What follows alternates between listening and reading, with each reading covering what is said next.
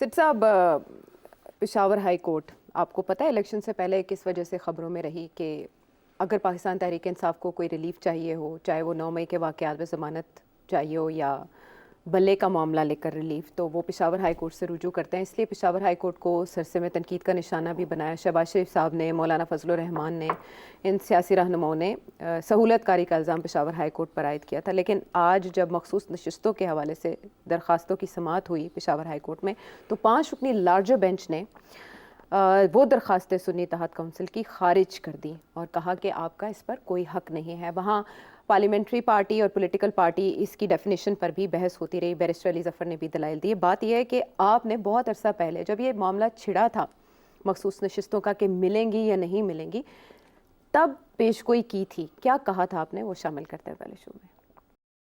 Legal position बनती है जी। वो आप चैलेंज करेंगे, लड़ाई झगड़े होंगे, मगर ये मुमकिन नहीं है कि सीट्स मिलेंगी। और अगर ये हाई कोर्ट और सुप्रीम कोर्ट पे भी जाएंगे तो वहाँ यही फैसला आएगा। ओके। और मेरा ख्याल है इनको नहीं मिलनी वो सीट्स। तो नहीं मिली उनको वो सीट्स, लेकिन उसके बाद सुप्रीम कोर्ट जाने का इरादा जाहिर कर दिया गया पाकिस्तान तहरीक इंसाफ की जानिब से। क्या कहेंगे आप? सिंध हाई कोर्ट में भी मामला है, इधर लाहौर हाई कोर्ट में भी लगी हुई है दरख्वास्त, क्या होगा? देखिए, स्टेक्स बहुत हाई हैं इस्टेब्लिशमेंट के, और जो इस वक्त PDM की गवर्नमेंट है, बहुत हाई स्टेक्स हैं। बहुत एक नया प्रोजेक्ट शुरू हुआ है, इसको डिरेल करने की इजाज़त नहीं दी जाएगी। और अगर PTI का ये ख्याल है कि वो उन्हें इंसाफ मिलेगा जिसे वो इंसाफ समझते हैं, वो नहीं होगा। इंसाफ मिलेगा मगर उससे वो खुश नहीं होंगे, क्योंकि वो एक खसूसन एक किस्म का इंसाफ चाहते हैं जिसके साथ उनकी मनपसंद इंसाफ आपकी मुरादी है। तो ये देखिए, जब ये फैसला हुआ ना, 2-3 फैसले जो पहले हुए हैं, उससे अब आपको अगला रास्ता नज़र आना चाहिए। जितने मर्जी आप अदालतों में जाके खटखटाएं, जब ये फैसला हुआ कि आपको सिंबल नहीं मिलना, समझिए कि उस वक़्त ये फैसला हो गया था कि यू आर आउट, आपको अंदर नहीं आने देना, और आप जितनी मर्जी कोशिश कर लें इधर से उधर से, वो कोई सहूलत नहीं मिलेगी आपको जी।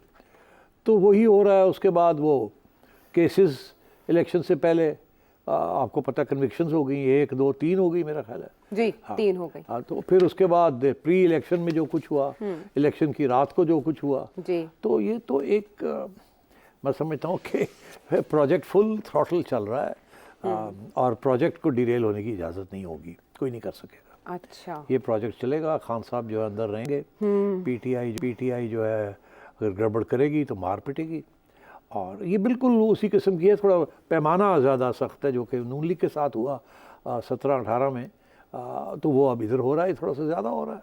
और थोड़ा सा नहीं, इस्तीफा जिससे कहते हैं ना, थोड़े कड़ाके निकल रहे हैं। अच्छा। तो इसलिए मुझे बिल्कुल कोई तवक्को नहीं है कि जी कोई रिलीफ मिलेगी PTI को। अच्छा, कहते हैं ना वो कुछ शहर दे लोग भी जालम सन, कुछ सानू मरन दा शौक भी सी, जो तुसी कहंदे पे हो कि जे गड़बड़ करेंगे तो इन्हां नूं कुट पेगी। अपनी स्ट्रेटजी को भी तो कुट पड़ी। जैसे ये फैसला आया नशिस्तों के हवाले से, तो सारे लोग सोच में पड़ गए कि सुन्नी इत्तेहाद काउंसिल की तो कोई सीट ही नहीं थी असेंबली में, मजलिस वहदतुल मुस्लिमीन के साथ जाते जाते एकदम ये डिफ्लेक्ट क्यों हो गए? क्या वजह बनी ये फैसला क्यों चेंज किया? देखिए, बड़े अफसोस की बात है कि आज यही कहा जा रहा है, अदालत वाले यही कह रहे हैं कि आपकी पार्टी तो, जिस पार्टी को आपने अपनाया उसने तो इलेक्शन नहीं लड़ी, उनके जो एक बंदा था उसने तो इंडिपेंडेंट के तौर पर लड़ा। तो जिन्होंने इलेक्शन लड़ी थी और जिनके पास एक सीट थी, आप उधर क्यों नहीं गए? और आपको याद होगा कि पहले फैसला यही था कि उनके पास जाए, मगर फिर यही होता ना इस मुल्क के अंदर कि जो मजहबी लॉबी है ना, वो फिर प्रिवेल कर जाती है। और स्पेशली KP जैसी एरिया में जहाँ मज़हब का काफ़ी स्ट्रॉन्ग रोल है, तो मेरा ख्याल है वहाँ ये वो जी तो शिया ने उनके साथ हमने नहीं मिलना, ये नहीं करना, वो नहीं करना, तो इस वजह से उनको छोड़ दिया। और अब भुगता रहे हैं ना जो फैसले किए इन्होंने। अच्छा। तो इतनी इनमें अकल नहीं थी टू अंडरस्टैंड कि देखिए ये सियासत है, इसमें अब मज़हब को आप दूर रखें और अपने आप को बचाएं। मगर नहीं, इन्होंने शुरू में सोचा, फिर किसी ने आके कहा होगा, ओ ना ना ना ना, we don't want to be linked with them, ओ जी ये हो गया, ओ जी हो गया। ये इस मुल्क की प्रॉब्लम है कि आप आधे पाकिस्तान को तो पूरा मुसलमान मानते नहीं हैं, और इस किस्म की बात। और तो ये हम जब बड़े हो रहे थे तो ऐसी चीज़ें नहीं थी। ये नया पाकिस्तान है जिसको मैं तो नहीं पहचानता, जिसके अंदर ये सारी फ़िरकावारियत और ये सब कुछ चल रहा है। और इमरान खान जैसा शख्स जिसकी पार्टी लिबरल पार्टी को, खान खुद जो है वो मजहबी ज़रूर है मगर वो सियासत में मज़हब को नहीं लाना चाहता जिस तरीके से मजहबी जमातें लाना चाहती हैं। बातें करता है, यू टर्न्स लेता है, मगर वो सब ड्रामा है। Otherwise he is very westernised. तो इसलिए मैं ये समझता हूँ कि ये बड़ा अफसोस है कि पीटीआई ने उस जमात को नहीं अपनाया। अगर कर लेते तो उसका बहुत स्ट्रॉन्ग मैसेज भी जाना था, एक अच्छा मैसेज जाना था, और फिर आज ये जिस किस्म के प्रॉब्लम्स उनको हो रहे हैं ये ना होते। वो तो मिलते भी रहे सरबराह मजलिस वहदतुल मुस्लिमीन, उनकी तो मुलाकातें भी होती रही, बल्कि वो तो हाई कोर्ट से रुजू करते रहे कि हमें मुलाकात की इजाज़त दी जाए। इस टेक्निकल बुनियाद पर नॉकआउट हुए कि है ही नहीं आपकी असेंबली में सीट। तो अगर ऐसा ना होता, मजलिस वहदतुल मुस्लिमीन के साथ मिले होते, तो ये वाली बुनियाद ही ना बनती। ये जो टेक्निकल नॉकआउट्स होते हैं ना, ये सबके साथ हो जाते हैं जब वक्त आता है ना। अच्छा। तो ये आप देखिए ना, वो इकामा, उसके लिए तो मेरा ख्याल लंबा ही टेक्निकल बनाना पड़ा उसको नॉकआउट करने के लिए। जी, वो पनामा से रास्ता लेते इकामा, फिर तनख्वाह का मामला। ये जो है कि जी फॉरेन फंडिंग जी कितने साल चली, 7 साल लेके बैठे रहे कि जब वक्त आएगा तो ढा। उससे पहले कोई फैसला नहीं आया, कोई कुछ नहीं आया। मेरा ख्याल है 3 चीफ इलेक्शन कमिश्नर आए और गए, या 2, और कोई फैसला नहीं किया। और पता नहीं कोई 80 के करीब हेयरिंग्स हुई और पोस्टपोनमेंट्स हुई, पता नहीं क्या क्या ड्रामे हुए, मगर कुछ नहीं हुआ ना। जब वक्त आया डज। अच्छा, इसी तरीके के साथ ये जो टेक्निकल केस है, तोशाखाना तो इतना टेक्निकल नहीं है, उसमें तो काफ़ी एविडेंस भी है और गड़बड़ हुई है, खान साहब ने की है। मगर ये जो केस था सिंबल का, जी, टेक्निकल नॉकआउट जिसे कहते हैं ना, टेक्निकल नॉकआउट, तो ये भी टेक्निकल नॉकआउट है। वो इंट्रा पार्टी इलेक्शन से उसका। देखिए, लेट मी बी क्लियर, मेरे जहन में इकामा वाज अ टेक्निकल नॉकआउट, इंसाफ नहीं मिला नवाज शरीफ को। मेरे जहन में symbol was a technical knockout, Imran Khan को इंसाफ नहीं मिला।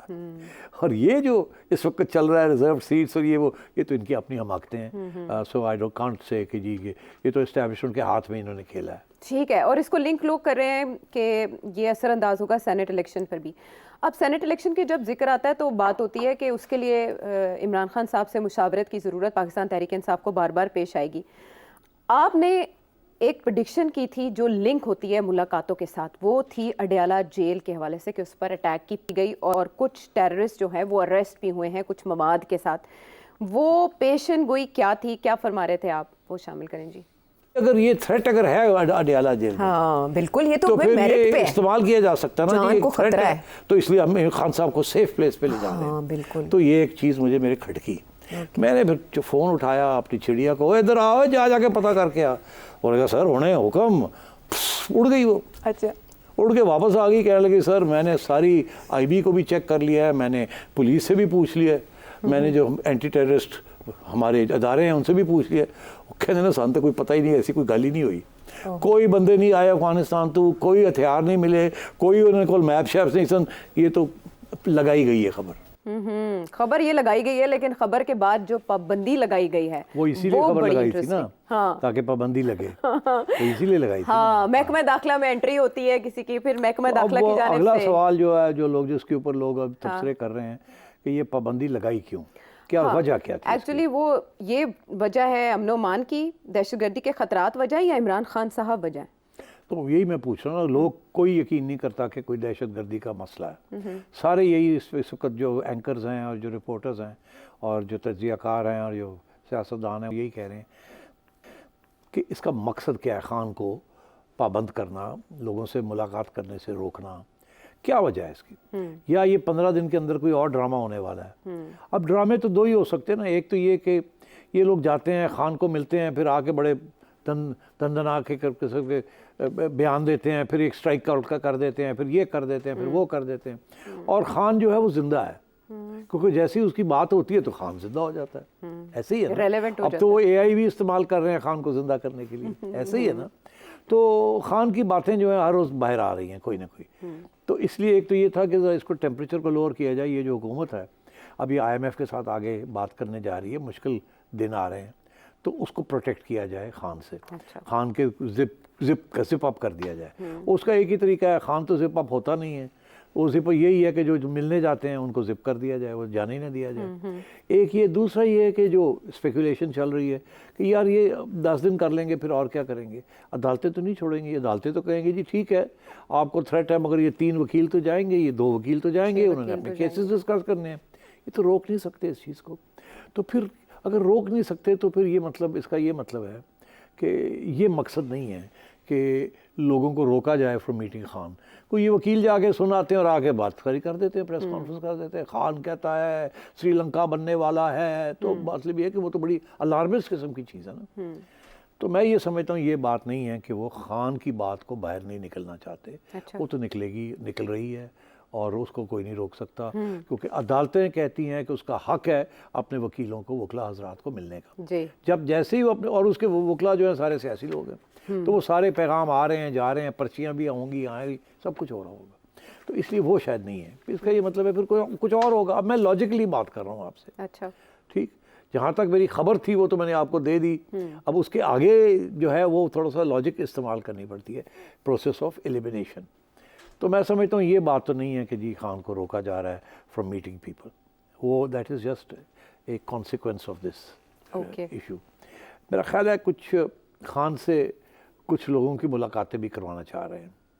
अब वो कौन लोग हैं जिनकी वो चाहते हैं खान से मुलाकात हो, कैसे हो, कहाँ हो, ये इश्यूज़ हैं। अगर तो खान के साथ किसी की मुलाकात होनी है या करवानी है या कोई ओपनिंग क्रिएट करनी है, अच्छा। तो मैंने पहले भी कहा था अडियाला जेल में आप नहीं कर सकते, वो तो घिरा हुआ है मीडिया का वहाँ और पीटीआई का, कोई ना, वो तो सारा वक्त, और फिर अंदर लोग हैं जो कि पीटीआई के सिंपथाइजर्स होंगे, अदर प्रिजनर्स, तो वो तो बात बाहर आ जाएगी। अगर कोई मिलने जाता है ना खुफिया तौर पे खान को, अच्छा। तो वो छुपी नहीं बात रह सकती। खान को जेल से निकाल के, अपनी सेल से निकाल के वो कहीं और भी ले जाए ना जेल के अंदर, तो भी पता चल जाएगा। वो छुपी नहीं रहेगी बात। इसलिए मेरा ख्याल है कि ये कोई एक्सक्यूज़ बनाने की कोशिश हो रही है कि खान को इस जेल से किसी और जेल में या रिहाइश में तब्दील किया जाए। अब यहाँ भी स्पेकुलेशन हो रही है। मेरा ख्याल था कि शायद क्योंकि अहलिया जो है वो बनी गाला में है, तो इनको भी बनी गाला ले जाया जाए शायद। मगर फिर खान खुद कहता है मैंने तो नहीं जाना। अगर इतनी बात थी तो फिर अहलिया को क्यों इजाज़त दे दी वहाँ रहने की? वो तो जिस दिन चाहें वहाँ से हट सकती हैं। तो मेरा तो ये मौक़िफ़ था कि उनको वहाँ रखा हुआ ताकि उनके ज़रिए खान के साथ कोई बात हो सके। ठीक है। तो ये भी एक इशू हो सकता है कि खान को बनी गाला ले जाया जाए। कुछ लोग कह रहे हैं नहीं जी नहीं, तो सख्ती करने वाले हैं खान के ऊपर, क्योंकि खान बाज नहीं आ रहा। खान जड़ा बैठा है, खान कह रहा है कर देंगे, वो कर देंगे, तो खान को थोड़ा सा सबक और सिखाया जाए, टाइट किया जाए। और टाइट करने वास्ते कुछ लोग कहते हैं मच जेल ले जाएंगे, कोई कहता है साहिवाल ले जाएंगे। मेरा नहीं ख्याल कि खान को ये टाइट करने का कोई प्रोजेक्ट है। अच्छा। बिकॉज खान टाइट नहीं हो सकता। ये इनकी गलत फहमी है। अगर इनका ख्याल है कि खान को किसी जगह फेंक देंगे और खान जो है वो बड़ी तकलीफ ही होगा। खान तकड़ा आदमी वो नहीं होने लगा। मुलाकातों की आपने खबर देकर बस बात खत्म, मुलाकातें हो सकती हैं। अच्छा, अब मैंने यही आपसे कहा कि वो डिपेंड करेगा ना कि खान को कहाँ ले जाते हैं। अच्छा। और अगर ये भी हो सकता है कि खान को कहीं ना ले जाएं, ये उन्होंने पूरा एक एक्सपेरिमेंट किया हो कि अगर हमें करना पड़े तो ये करना पड़ेगा, तो रिएक्शन क्या आता है। अच्छा। अब रिएक्शन तो आना शुरू हो गया है। अब तो लोग प्राइम मिनिस्टर के पास जा रहे हैं और कह रहे हैं खान को रिहा करो। हाँ जी बिल्कुल। वो अलीमीन गंडापुर और थोड़ी सी पीटीआई के अंदर कुछ नरमी नजर आनी शुरू हो गई। शेर अफजल मरवत साहब भी नरम पड़े। हाँ, और कहीं सख्त कहीं नरम। चीफ मिनिस्टर साहब भी आजकल थोड़े से ऐसे हुए हुए। अलीमीन गंडापुर साहब जिनसे एक्सपेक्ट नहीं किया जा रहा था, खान का सिपाही, और जिस तरीके से भी डिस्कस करते हैं। जी बिल्कुल। ब्रेक का मुझे एक्चुअली कहा जा रहा है, तो मैं ये कह रहा हूँ कि मेरा ख्याल है आप देखते चले अगले 8-10 दिन के अंदर क्या होता है। हाँ। उसकी वजह ये है कि या तो ये एक्सपेरिमेंट वो सोचेंगे कि नहीं रहने दो इतने ही, तो या फिर वो कोई कदम उठाएंगे। ठीक तो है। हमें समझ आ जाएगी क्या, जैसे ही होगा हम आपको बता देंगे कि क्या हुआ। अभी तो हमने आपको तैयार कर दिया है कि कुछ हो सकता है। कुछ हो सकता है, और 2 हफ्ते ही क्यों, ये और पहले भी मैंने इशारा किया था, वहां तक तो आ गए। अब वहां तक तो आ गए आपने। अडियाला जेल और थ्रेट्स का इशारा करने के बाद सिचुएशन डेवलप वैसी ही हुई और 1 हफ्ते के अंदर अंदर हुई। अच्छा, बिफोर वी टेक ब्रेक, ये IMF वफ्द जो पाकिस्तान पहुंचा हुआ है, जब ये इससे पहले आए थे और डिफ़ॉल्ट होने की बातें थी और मुज़ाकरात चल रहे थे, तो जाके ज़मान पाक मुलाकात की थी IMF की डेलीगेशन ने। अब फिर IMF का डेलीगेशन आया हुआ है, तो ये स्पेक्युलेट करना ठीक होगा कि IMF को रोकने के लिए पाबंदी लगाई गई है? बिल्कुल नहीं। IMF का कोई दिलचस्पी नहीं है इमरान खान को मिलने में। IMF और अमेरिकन गवर्नमेंट ने ये फैसला कर लिया है कि इस प्रोजेक्ट को चलाना है उन्होंने भी, इसको डिरेल नहीं होने देना। इसलिए IMF की टीम आ गई है और आप देखिएगा बिल्कुल सब स्माइल्स होंगी, सबकी जो प्रेस कॉन्फ्रेंसेस होंगी, हमारी तरफ से भी मुस्कुराहट होगी, उनकी तरफ से भी कोई सख्ती नहीं होगी। IMF किसी सूरत में इमरान खान के 10 मील के करीब भी नहीं जाएगी। अच्छा,